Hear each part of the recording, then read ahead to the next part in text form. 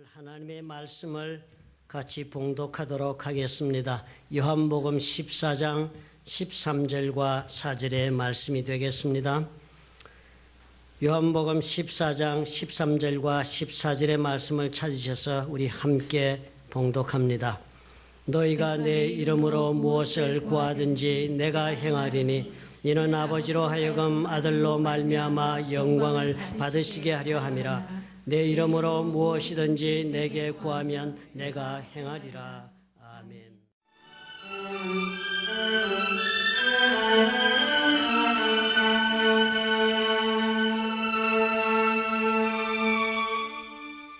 사실로는 우리가 읽은 이 말씀 읽으면서 여러분이 기도 이야기를 들을 때마다 우리 마음은 어떻게 해요? 참 힘든 일이다 하는 생각이 들지요. 예수께서 그러셨잖아요. 내 이름으로 무엇이든지 내게 구하면 내가 행하겠다고 그랬습니다. 무엇이든지 그랬으니까요. 아무런 조건이 없이 무엇이든지 내가 정말 하나님 앞에서 이루기를 원하는 소원이 있으면 주님 앞에 나와 구하기만 하면 주님께서 해주시겠다는 거예요. 이보다 놀라운 약속이 어디 있습니까? 참으로 정말 이런 약속을 우리가 가지고 있다 그럼에도 불구하고 어떻게 해요?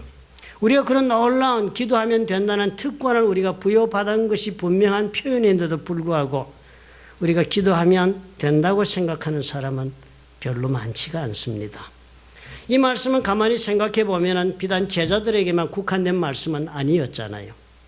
4장 12절에 우리가 읽어보니까 예수께서는 나를 믿는 자라는 그런 좋은 단서를 붙여놓았습니다. 그래서 누구든지 예수를 믿기만 하면 제자들뿐만 아니라 하는 거예요. 제자들 다음에 오는 세대에서도 누구든지 예수를 믿기만 하면 예수님의 이름으로 무엇이든지 구하면은 예수께서 해 주시겠다고 약속하신 말씀인 것이 분명합니다. 그러니까 이 엄청난 약속을 가지고 사는 사람이 그리스도인이다. 그래서 참 우리는 행복해한다 이렇게 말을 하지만 사실상 이 기도에 대한 우리의 생각은 어때요? 우리 마음속으로는 참 기도는 그렇게 쉬운 것이 아니다라는 생각 속에 우리는 삽니다. 기도는 우리에게는 이런 놀라운 특권으로 가는 쉬운 그런 약속의 길이 아니고 우리에게는 뭐예요? 고행의 길입니다. 그죠? 중들은 절에서 수행을 하는지 몰라도 우리는 금요 기도회에서 고행한다라고 생각하시며 교회 다니시는 분들이 엄청 많지 않아요. 사실상 이 말씀대로라면 하나도 어려울 것이 없어 보이는데도 불구하고 무척 어려운 것이다. 우리는 알고 살지 않아요. 마태복음 7장 7절과 11절에도 기도에 관한 말씀에 시원하게 적혀 있습니다. 구하라 그리하면 너에게 주실 것이요. 찾으라 그리하면 찾을 것이요. 두드리라 그리하면 열릴 것이니라. 구하는 이마다 받을 것이요. 구하는 이마다 받는다. For everyone 전부예요. 구하는 이마다 who asks receives. 요구하는 사람은 다 받게 된다는 거예요. 주옵소서 그러면 주겠다. 기도하면 다 된다고. 기도 만능을 얘기해 주시는데요. 하등 얻을 것이 없어 보이는데도 불구하고 우리는 결코 간단하지 않다라는 것을 알고 삽니다. 오늘 요한복음의 말씀을 그래서 우리는 가만히 살펴보아야 해요.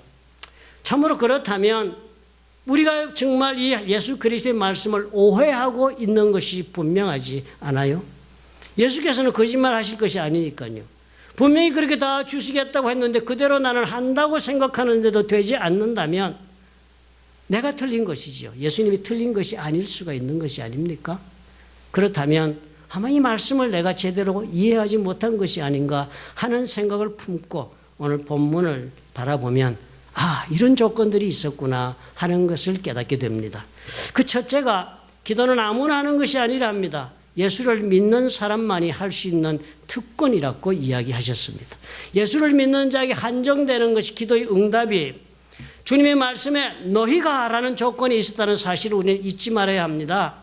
제자들 즉 예수를 믿고 따르는 너희들에게 주신 예수님의 말씀이었다는 사실이 이 기도의 응답과 가장 중요한 첫 번째 조건이 되는 그런 고리가 됩니다. 앞서 12절에서 나를 믿는 자라고 해서 누구든지 예수를 믿는 자는이라고 했습니다. 그래서 즉 하나님 앞에 예수를 믿는다고 고백하며 나오는 그런 사람들, 우리가 아는 그리스도인들을 지칭하십니다. 대단히 중요한 기본 조건이죠. 예수를 믿는 이 믿음을 가진 사람들이 되어야 한다.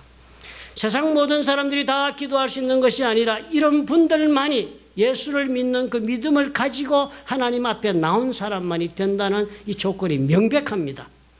성경은 어디에도요, 예수를 믿지 않는 사람들의 기도를 하나님께서 들어주시겠다고 약속하신 구절은 한 구절도 없습니다. 그럼에도 불구하고 우리는 몇 가지 사건이 성경에 보니까 예수 믿지 않고 하나님을 모르는 사람에게도 하나님이 기도를 들어주신 적은 있었습니다.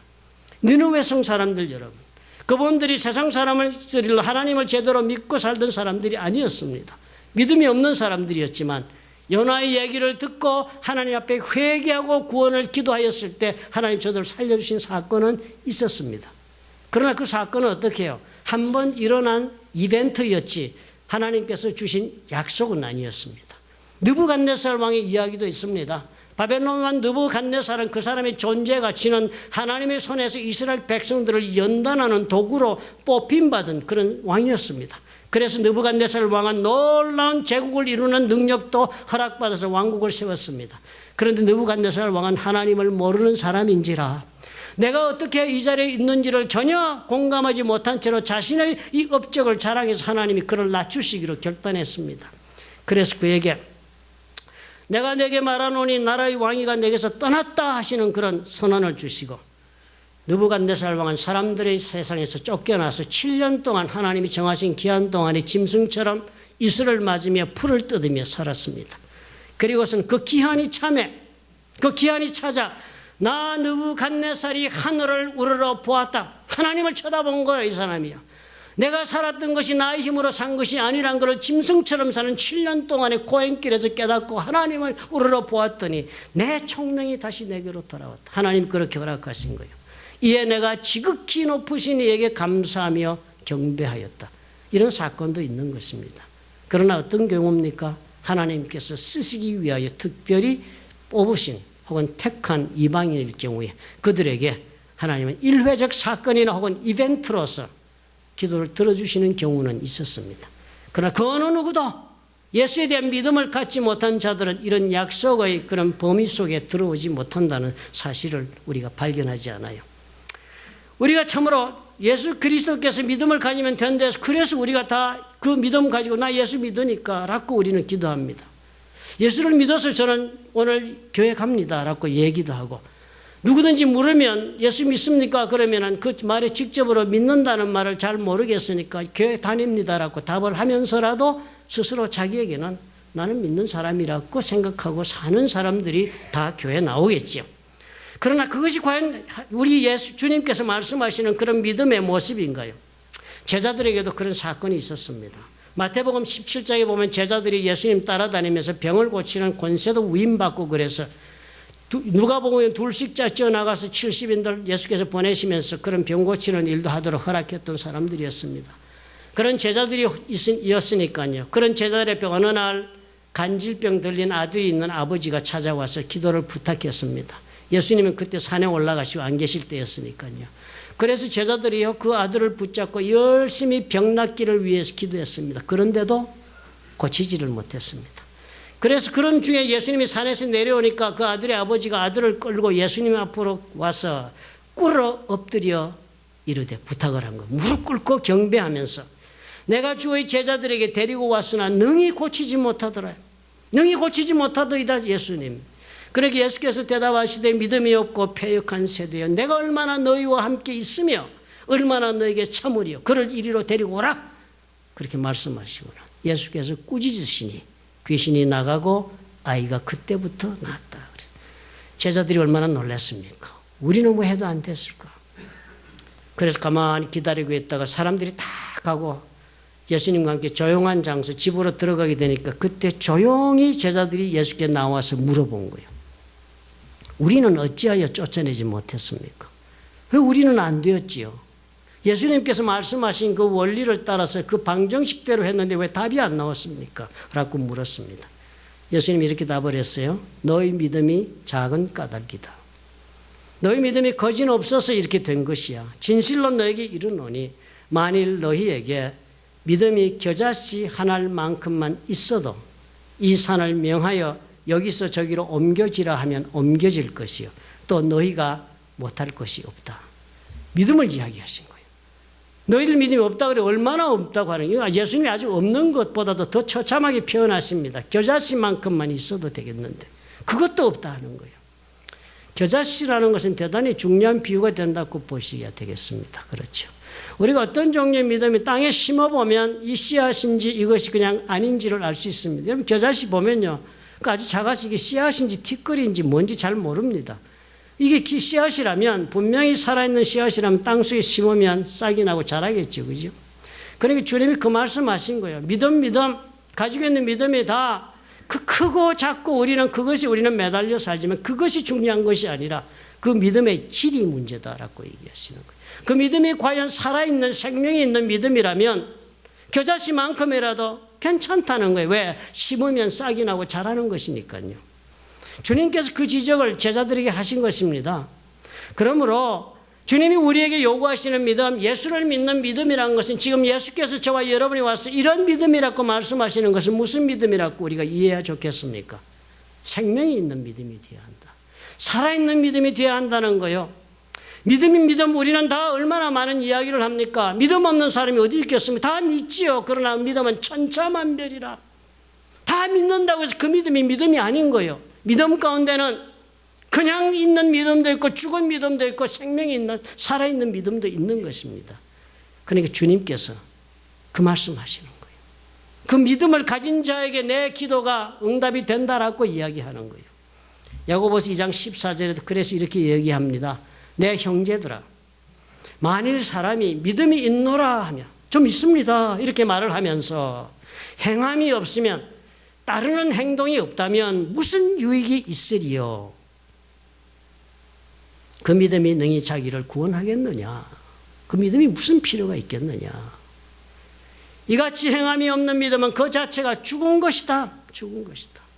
내가 보거니와 믿음이 거의 행함과 함께 일하고 행함으로 믿음이 온전하게 되었다 그랬습니다. 실천할 수 있는 믿음이 되어야 한다는 거예요. 행동이 수반되지 않는 믿음은 그 자체가 죽은 것이다 라고 말씀합니다. 제자들이 이런 믿음이 되지 못했다는 지적을 보면 사실상 우리도 이 말씀대로 내 자신을 비춰볼 수가 있지 않습니까? 나는 예수를 믿는다. 여러분 그렇게 생각하십니까? 그렇다면 자신의 삶을 한번 점검해 보시면 되겠습니다. 내가 믿어서 특별히 행한 행동이 무엇이 있었던가를 스스로 점검해 보면 내 신앙은 과연 살아있는 신앙인가 아닌가를 볼 수 있겠습니다. 예수를 믿어서, 그래서 여러분 무엇으로, 여러분 행동으로 무엇을 보여주고 계십니까? 그것이 있어야 기도가 된답니다. 두 번째로 예수님 말씀을 가만히 들여다보니까요, 기도의 동기가 대단히 중요하게 보여집니다. 대개의 경우 우리는 어떻게 기도할 때 그 기도의 내용은 나를 위한 기도입니다. 내가 지금 고통당하고 있는 문제를 해결하기 위하여 기도하죠. 내가 참으로 이 문제가 해결되면 내가 행복할 수 있기 때문에, 이 문제가 해결되면 내가 인생을 제대로 사람답게 살아볼 수 있기 때문에, 그래서 우리가 기도합니다. 그렇죠? 쉽게 얘기하면 나를 기쁘게 하기 위한 기도가 이루어지고 있습니다. 그런데 그런 기도의 내용이 나를 위한 것이라면 내 이름으로 기도하는 것이 정직한 기도가 아니겠습니까? 나를 위한 것이라면요, 예수님과는 전혀 관계없는 이야기를 하고 있지 않습니까? 하나님과는 더더군다나 아무런 관계가 없는 이야기를 내가 하겠다면 그 이야기를 예수의 이름으로 드린다는 것은 대단히 부적절한 선택이 되겠습니다. 마치도 남의 글을 다 갖다 써놓고는 그 글 뒤에다가 내 이름을 붙이면 표절이 되는 것처럼 기도가 그런 것입니다. 그렇죠? 내용은 전혀 관계없는 이야기를 해놓고 예수님의 이름을 갖다 붙인 것입니다. 왜 우리가 그렇게 기도하지요? 내 마음에 기도하는 동기가 다르기 때문입니다. 내가 온통 구하는 것이 내 욕망을 위한 것 아닙니까? 나의 삶을 위한 내 소원이, 그것이 내 기도의 목적이라면요, 그들은 비록 그 끝부분에 예수님의 이름으로 기도한다 할지라도 그것은 나의 기도일 따름이죠. 주님께서 endorse, 나의 기도라고 도장 찍어주시는 그런 기도가 될 수가 없습니다. 내 속에 그러므로 참으로 하나님께서 무엇을 원하시며 어떤 모습으로 내가 살아가기를 원하는가에 대한 적어도 갈등과 고뇌가 있어서 그래서 드리는 기도가 이루어지기 시작해야 할 것입니다. 언제나 그러지 아니하면 나의 삶에 매달려 드리는 기도 그 이상을 넘지를 못하는 것입니다. 야고보서 4장 2절부터 3절은 그렇게 적었어요. 너희가 얻지 못하면 구하지 아니하기 때문이다. 구하여도 받지 못하면 정욕으로 쓰려고 잘못 구하기 때문이다. 여기 젊은 분들 계시니까요. 영어 성경 읽으시는 분들은 보시면 너무 쉽게 적었습니다. When you ask, 당신이 구할 때, 구하더라도 you do not receive, 받지 못하면 because, 왜냐하면 you ask with wrong motives, 잘못된 동기로 지금 구하고 있기 때문이다. 잘못된 동기가 무엇인지 그 다음에 콤마하고 이런 문장이 절이 나옵니다. That you may spend what you get on your pleasures. 지금 받아가지고는 너희 기쁨을 위해서 쓰려고 잘못된 그런 동기를 가지고 기도하기 때문이라는 거예요. 아주 쉽게 가지고 그냥 설명을 했습니다. 우리가 드리는 동기가 이러면 그것으로 우리는 우리 자신의 욕망을 위한 기도 선을 넘지 못하죠. 그죠? 그게 무슨 예수님의 이름으로 드려야 할 기도의 내용이 될 수가 있겠느냐 하는 것입니다. 주여 축복해 주옵소서, 사업을 축복하옵소서, 나에게 좋은 직장을 주옵소서, 내 자녀들이 정말 잘 나가게 해 주옵소서. 우리 다 드려가지고 그것이 그래서 어째란 말입니까? 그것이 나아가고 있는 방향이 어딘가 물어보는 것입니다. 그것이 그래서 그 일이 이루어지고 나면 그래서 하나님이 그걸 너에게 주시면 그것 가지고 너는 너의 행복을 위하여 쓰려고 지금 구하고 있지 아니한가? 잘못된 동기라는 거예요. 여러분 우리 이런 경우 많이 보지 않아요. 그죠? 차라리 응답받지 않았으면 좋은 기도는 수도 없이 많게 되는 것입니다. 그래서 차라리 요즘 우리 집사람과 저는요 성도님들의 살아갈 인생 역정을 많이 보고 나니까요 이 나이든 목사하고 사시면 이런 단점이 있습니다. 무조건 기도해 주지 않아요. 요즘 기도하면서 기도가 바뀌었습니다. 예전에 그저 누가 아프다면 그 아픈 것 때문에 나도 같이 아프면 기도하고 그랬습니다. 누가 돈이 없다 그러면 내가 가난한 자고, 누가 뭐 아들이 속썩인다면 그 아들이 내 아들인 줄 알고 막 기도하고 그랬습니다. 그런데 요즘 안 그럽니다. 그 아들 잘 문제 해결되고 나니까 같이 막 놀러 다니느라고 사라져버리고요. 막 돈이 없을 때마다 돈이 생기니까 막 만나기가 어려운 거예요. 어떻게 된 게. 그래서 그 다음에 생각 바꾸었습니다. 성경 말씀대로 기도해 주자. 요한일서 3장 1절의 말씀처럼 영혼이 잘 되고 범사에 잘 되면 강건하도록 기도해 주자. 아이고 주여 죽겠습니다. 목사님 내가 지금 이 문제에서 그래요. 하나님 저는 기도할 때 그 문제를 해결해 달라는 게 다 내려놓고 주여 저자의 영혼이 잘 되게 해옵소서. 그렇게 기도합니다. 왜요? 그러지 않고 받았던 모든 응답이요 다 재앙이더라. 재앙이었습니다. 우리는 얼마나 많은 경우에 우리가 때를 쓰면 하나님이 들어주시는 기도도 많습니다. 죽으라고 매달리면 하나님이 들어주시는 기도들이 많아요. 절대적으로 하나님은 들어주지 않기로 작정을 했다가도요 구원의 역사와 관계되지 않는 일이라면 막 매달려서 간구하면 들어주십니다. 성경에도 적혀 있잖아요. 그죠? 이스라엘 백성들 하나님이 가나안 땅으로 가기 전에는 왕을 세우지 않으려고 했습니다. 들어가서도 신정왕국 하나님이 직접 사사를 통해서 말씀으로 다스리는 나라를 만들고 저들이요. 눈에 보이지 않는 하나님과 산당에 너무너무 불편했다 하는 것입니다. 전쟁할 때도 그랬고. 그러니까 주변국에는 다 왕들이 있어서 정말 일사불란하게 체제를 유지하고 강력하게 인도함을 받는데 우리는 이게 뭐냐. 사사라고 세운 사람들을 보면 다 후줄근난 사람들 그죠. 훈련받지도 않고 그냥 하나님이 사사를 세워가지고 그냥 이 말 저 말 하면 자기도 이끌어갈 때마다 하나님의 말씀을 받아서 그대로 하라니까 우리는 무엇이냐 이런 생각이 드니까 우리도 강력한 나라를 이루려면 왕이 필요하다고 막 기도했지 않았습니까? 사무엘 때. 사무엘이 하나님 앞에 나가서 이 왕 문제 놓고 기도했잖아요. 어떻게 할 거예요? 하나님 허락했습니다. 가서 왕을 세워주어라. 저들이 너를 버린 것이 아니고 나를 버렸다. 그렇게 들어주세요. 죽으라고 매달리면 하나님이 기도 응답해 주시더라고요. 여러분 그건 살아가면서 죽으라고 기도해서 응답받아 사는 분들 많이 있습니다. 하면은 막 하나님이 처음에는 계획이 없다가도 막 금식 기도하고 매달리고 막 하나님 앞에 그냥 죽겠다고 매달리니까 응답해 주시기도 하세요. 그러나 언제나 그렇게 받은 응답은요, not the best answer. 가장 좋은 응답은 아닙니다. 언제나 second best. 아니면 쓸모없는 것을 구했던 것을 나중에야 알게 됩니다. 그러므로 동기가 대단히 중요해요. 예수님의 일 앞에 나 우리가 기도하고 응답받는다는 확신을 가지려면 동기 점검을 하시기 바랍니다. 내가 이렇게 구하는 것은 무슨 까닭인가를 물어보셔야 해요. 내가 이렇게 구하는 것과 우리 예수님과는 도대체 무슨 상관이 있는가를 점검해 보아야 되겠습니다.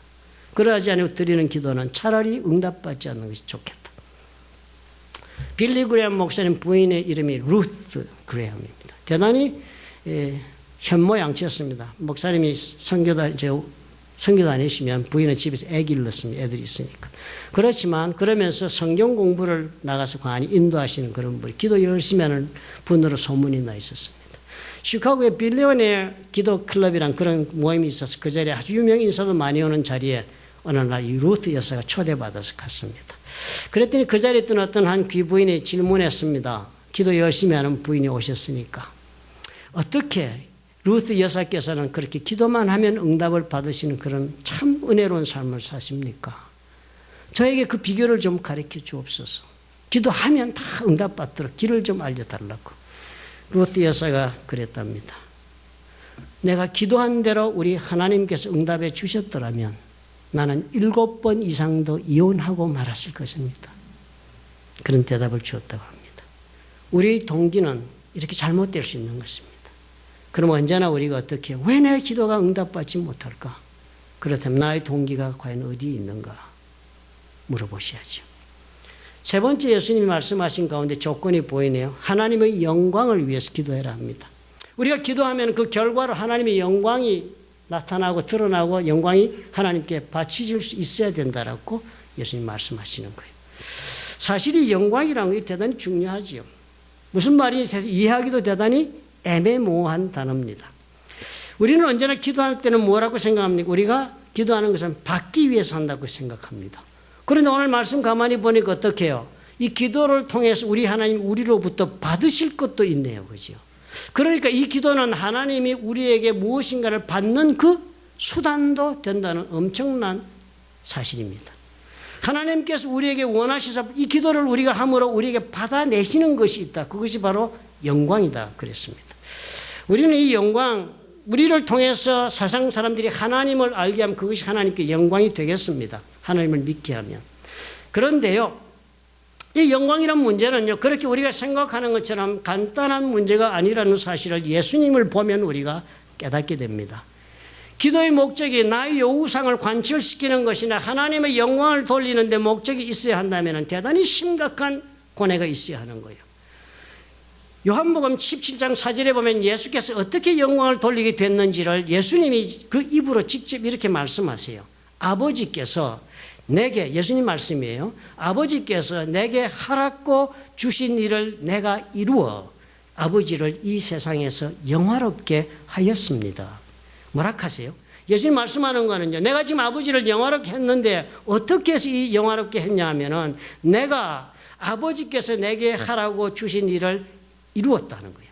I have brought you glory on earth. 내가 이 땅에서 하나님 앞에 영광을 지금 돌려서 가져왔습니다. 어떻게? By finishing. 끝을 내므로. By finishing the work you gave me to do. 하나님께서 나에게 주시면서 일을 좀 하거라 한 그 일을 내가 끝을 낸 것을 통해서 하나님께 영광을 가져왔습니다. 주님이 그렇게 말씀한 거예요. 예수님이 이렇게 영광을 드린 것입니다. 그러면 예수님께서 영광 드린 그 예수님의 삶을 우리가 한번 보십시다. 이 예수님은 어떻게 사셨습니까? 영광스럽게 산 것이 뭐가 있습니까? 예수님은 머리 둘 곳도 없다고 본인이 스스로 고백할 정도로 그런 인생을 살아서 He is a wanderer, He is a wandering preacher.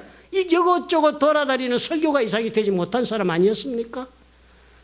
사람들 모두 다 예수님 오해했습니다. 한 번도 제대로 이해받고 사람들에게 accept 된 적이 없어요. 아니, 받아들여진 적이 없었습니다. 그리고 어떻게 해요? 모욕을 당하고 살았습니다.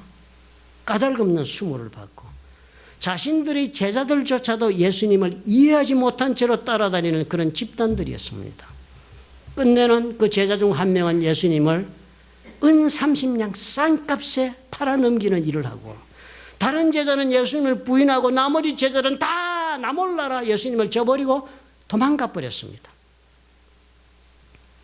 다시 돌아오지 않았습니다. 예수님 살아생전에. 그리고 예수님 체포당했잖아요. 신문받고 처형당했습니다. 잔인한 삶을 살고 말았습니다. 이런 일들은 그 어느 누구도 이렇게 살겠다고 여러분 수용할 수 있는 사람이 이 지구상에 아무도 없습니다. 예수님도 이렇게 사는 거 원하지 않았습니다. 그런데도 예수님은 어떻게 해요? 이 삶을 살았습니다. 왜요? 하나님께서 그렇게 살으라고 명령하셨기 때문이에요. 그리고 그렇게 살으라고 명령하신 그 말씀을 따라 살았기 때문에 내가 하나도 어김없이 그렇게 하시라 하는 대로 다 인생을 살았기 때문에 내가 I brought you glory, my father. 아버지요, 내가 영광을 가지고 왔습니다. 지금 그렇게 담대하게 말씀하신 거예요. 영광을 하나님께 돌린다는 것이 과연 무엇인지 저와 여러분은 짐작이라도 할 수 있겠습니까? 이 모습 보면서.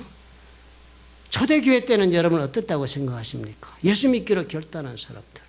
그 로마의 그 네로 황제 때 그 막 잡혀가서 그냥 막 그 사람들은 다 세워지고 두 가지 중에 하나를 선택하라고 그랬습니다. 네가 예수를 믿는다고 시인의 영광을 돌리겠느냐 아니면 생명을 구하여 가겠느냐 선택했습니다. 네가 살겠느냐 아니면 네가 영광을 돌리겠느냐 둘 중에 하나를 선택해라. 영광을 돌리면 죽어야 하니까요. 그냥 영광을 돌리는 게 아니었습니다. 나는 잘 살고 또 영광도 돌리겠나이다라는 그런 구절은 성경의 한 구절도 우리는 발견할 수 없습니다. 그렇게 하면서 하나님께 영광을 돌린 사람은 한 명도 없었습니다. 한 명도 없었습니다. 적당한 선에서 중간 타협을 하면서 내 인생을 내 인생대로 하나님의 은혜 덕분에 살면서 영광을 돌린 사람이 없더라 하는 사실을 우리는 주목하지 않습니다. 우리는 그저 좋은 일 생겨서 주께서 하셨노라 말만 하면 되는 줄 압니다. 점쟁이 집에 복채 내듯이 조금 한 것만 넉넉하게 하면 다 한 줄로 압니다. 그러면 되는 줄, 그게 영광 돌린 줄로 우리는 착각하지요. 예수님 보셔야 해요. 하나님께 영광을 돌리는 일은 주께서 내게 원하시는 그 일을 다 내가 살아냄으로써만이 하나님께 영광을 돌릴 수 있다라고 예수님이 우리가 알려주지 않아요? 사는 과정에 우리가 어려움 겪지 않는 사람이 어디 있습니까? 가장 큰 고통은 사랑하는 사람이 아픔을 겪으면 더 아픈 그런 고통을 우리가 겪고 사는 것이 인생입니다. 우리가 다. 예외가 없는 것이에요. 죽어 떠나서 아프기도 하고 사랑하는 사람이 고통을 당하는 때문에 고통을 당하기도 하고 내 자신이 문제 가운데 겪어나가서 고통을 당하고 알지 못하는 일 가운데 우리 고통당하는 것이 인생입니다. 그렇죠? 수많은 실망을 경험하고 사는 것이 우리 걸어가는 길입니다. 가정에서도 그렇고 인생의 전 방위에서 우리는 문제에 직면하고 그리고 진퇴양난이 되는 것이 그것이 경험하는 일입니다. 예기치 않았던 불행이 찾아오는 것이 삶이 아니던가요? 이런 상황 속에서 여러분 우리는 하나님 앞에 어떻게 기도하고 삽니까? 만약에 하나님께서 만약에 우리를 찾아오셔서 너 이 문제의 해결을 원하느냐 아니면 영광을 돌리기를 원하느냐라고 만약에 질문하신다면 어떻게 답변하시겠습니까? 너는 이 사업이 해결되는 것을 원하느냐 아니면 하나님께 영광을 돌리기를 원하느냐? 너는 네 사랑하는 사람이 죽음의 병에서 고침받아 일어나 살기를 원하느냐 아니면 하나님께서 영광 받는 것을 원하느냐? 둘 중에 하나를 선택하라고 만약에 물어오신다면 어떻게 답변하겠습니까? 우리는 다 거머쥘 수 있다고 생각합니다. 우리는 다 영어의 속담의 말처럼 케이크를 먹기도 하고 가지고 있기도 하는 그런 양수겹장을 두고 싶은 신앙생활을 할 수 있다고 우리는 믿습니다. 그래서 기도하죠. 우리는 한 가지 사건을 기억해야 해요. 성경 우리에게 잘 가르쳐주는 이야기가 있습니다. 다니엘의 세 친구예요. 사드락과 메삭과 아벳느고가 바빌론에서 아주 다니엘과 더불어서 승승장구했습니다. 하나님에게 자신의 삶을 헌신한 것이 인정되어서 하나님이 저들을 귀하게 적국에서 조차 높임을 받으며 쓰임받게 한 삶을 살았습니다. 어느 날 이 느부갓네살 왕이 신상을 세웠습니다. 신상에 절하지 않는 자는 다 벌하기로 그렇게 칙서를 발표하고 신상을 세우고 온 사람들이 절하도록 왕의 명령으로 그렇게 원했을 때 사드락과 메삭과 아벳느고는 결코 절하지 않았습니다. 잡혀왔습니다. 느부갓네살이 그들에게 물었습니다. 사드락, 메삭, 아벳느고야, 너희가 내 신을 섬기지 아니하며 내가 세운 금신상에게 절하지 아니한다 하니 사실이냐 물었습니다. 너무 사랑하는 그런 신하들이니까 왕이 아주 이렇게 자세하게 묻습니다. 이제라도 너희가 준비하였다가 나팔과 피리와 수금과 사명금과 양금과 생황과 및 모든 악기 소리를 들을 때 경배 시간을 알리거든 내가 만든 신상 앞에 엎드려 절하면 좋거니와 너희가 만일 절하지 아니하면 즉시 너희를 맹렬히 타는 풀무불 가운데 던져 넣을 것이다. 그럴 수밖에 없다. 능히 너희를 내 손에서 건져낼 신이 누구겠느냐 그랬습니다. 참 이 왕의 심정이 애틋하죠, 그죠?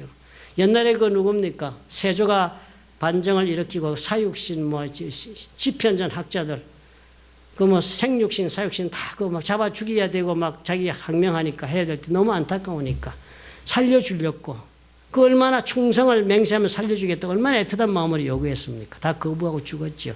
그런 것처럼 사드락과 메삭과 아벳느고를 이 느부갓네살이 그런 마음으로 정말 어떻게 사는 인생이 있는 줄 아니까 하나님 앞에서 얼마나 올바르게 살고 어떻게 하나님 말씀대로 살면서 나라를 다스리는 일에 헌신하고 있는 줄 아니까 이 왕이 애껴서 이렇게 말을 했습니다. 그랬는데 그런 왕 앞에 사드락과 메삭과 아벳느고가 왕에게 대답하여 이르되 느부갓네살이여 우리가 이 일에 대하여 왕에게 대답할 필요가 없나이다. 왕이여 우리가 섬기는 하나님이 계시다면 우리를 맹렬히 타는 풀무불 가운데서 능히 건져내시겠고 왕의 손에서도 건져내시리이다. 하나님 살아계시니까 건져내실 것입니다. 그렇게 하지 아니하실지라도 왕이여 우리가 왕들의 신들을 섬기지도 아니하고 왕이 세우신 금신상에게 절하지도 아니할 줄을 아옵소서 그랬습니다. 이 사람들은 어떻게 한 거예요? 이 사람은 기도 안 들어줘도 좋습니다. 이런 대담 보였다고 해석하시면 곤란해요.